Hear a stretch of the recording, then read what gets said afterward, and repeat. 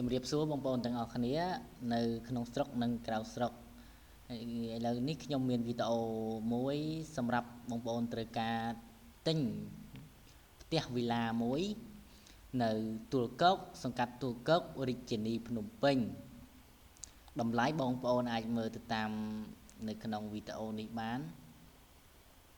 ហើយក៏មានកន្លែងចតរថយន្តនិងកន្លែងទទួលភ្ញៀវដូចជាមានកន្លែងបន្ទប់ទឹកក៏មានកន្លែងបន្ទប់ទឹកផងដែរហើយបងប្អូនត្រូវការទិញអីអាចតំណាក់តំណងមកលេខទូរស័ព្ទគាត់បានលេខទូរស័ព្ទ023 ស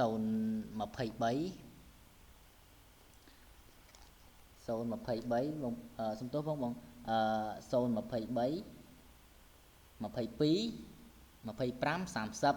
017 76 92 71 069